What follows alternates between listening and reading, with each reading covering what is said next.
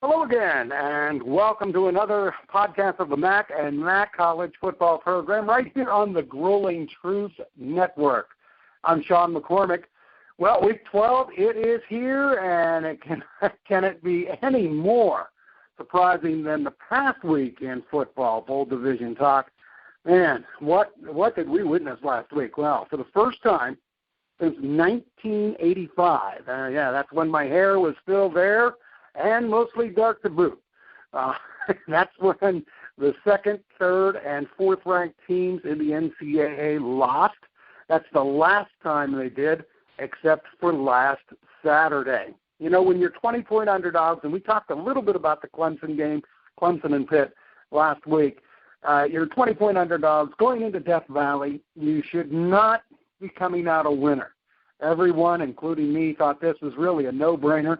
Pat Narduzzi, however, the head coach of Pitt, able to keep his Panthers in the right frame of mind the whole week in practice. It paid off. They lost their one strong safety during the game.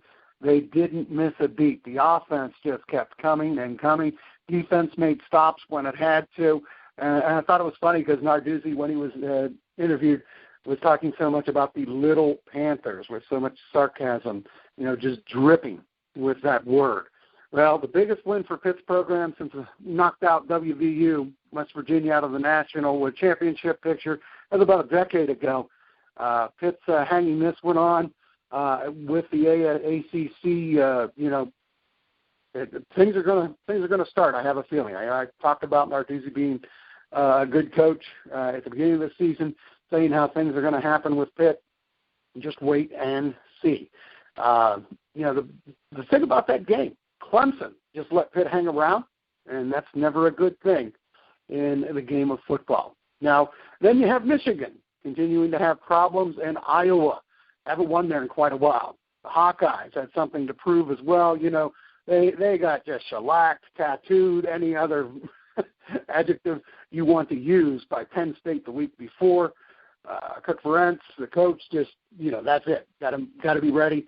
And he was ready to take on the Wolverines, and they did a bang-up job. And in a game where I came close calling through the upset, but I really chickened out at the end. And if you remember last week I was talking about it's going to be a close game, but Washington's going to prevail. Well, that's why I don't put money on things. Southern Cal went to Washington with a big Pac-12 chip on its shoulder, totally dominating fourth-ranked Washington. Now, you think this week can be a topper, or is it going to resemble the turkey we're all going to be eating next week? You're listening to Mac and Mac on the Grueling Truth Network. Now, before getting to this week's top games, let's continue a bit about the upcoming coaching carousel. One of two Texas schools may be about to lose its head coach. Now, Baylor's coming out saying University of Houston coach Tom Herman, who had his team ready earlier in the week to beat up on highly ranked Louisville, and SMU coach Chad Morris. They head the list to become the Bears' next head coach. Now, others being mentioned throughout various media include Les Miles. Of course, he's going to be on any top-notch list of any school that's huge, as well as Colorado's Mac McIntyre and Sonny Dykes of Cal. One other item I want to discuss. A lot of people have been talking about it, college folks, coaches, fans. What do you think of Alabama's use of former players suiting up as scout players during practice? The likes of Trent Richardson and Blake Sims have been going at it for a few weeks. Now, a lot of college coaches were asked about it, talked about how it takes away from developing younger talent. However, Nick Saban, he got tired of it. During his radio show earlier this week, he took account of it and basically, found out it's allowed on a limited basis by the NCAA. What limited is exactly is not known, can't be clarified yet. But Saban says it was something he did because, the injury situations to those on the team's regular roster. So there you go. And that's why he's the top coach, because he finds out ways to use the rules to his advantage. Also got to mention the job of Miami Redhawks coach Chuck Martin. All he's done in the last 5 weeks, is win. The Red Hawks started the season 0-6. They can make history with the next win. It could be the first time in FBS history where a team could finish 6-6 after losing the first half dozen games. Can Miami do it? Well, find out Tuesday night. Red Hawks play Ball State. This is the Mac and Mac College Football Program on the Grueling Truth Network. Let's start this week's top picks going with a storied rivalry. You have number 13 Southern Cal against UCLA. Game is at the Rose Bowl. It's a late game, one of only 11 in the series history that has been an evening game. Now, taking all the rivalry business away, the Bruins will definitely be looking for any letdown the Trojans may have, especially after last week's big road win at previously undefeated Washington. USC success growing every week as the steady play of redshirt freshman Sam Darnold takes hold.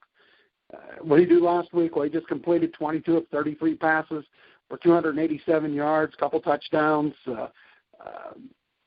Now, in some, when you look at what Oklahoma does and what the quarterbacks from other schools do, 287 yards doesn't seem that much, but that's the big ego booster because the Huskies have never given up that much on defense all year long.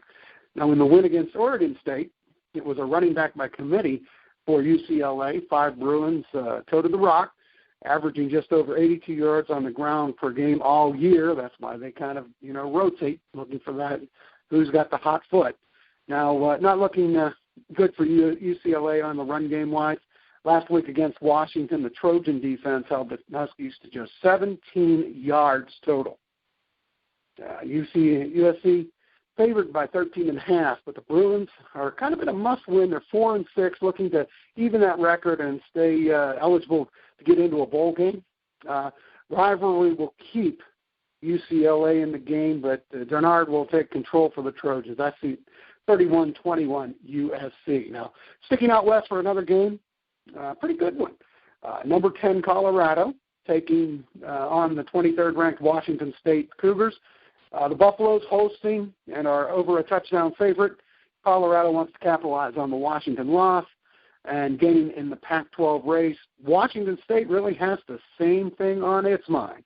Now, Cougar quarterback Luke Falk, he's ranked number 2 in passing yardage nationally, so you can expect another bombs away event. Well, even with that, look for Colorado to be the winner, 27-23. That's going to wrap up this edition of Mac and Mac's College Football Program on the Grueling Truth Network. Thanks a lot for clicking on. Catch you soon.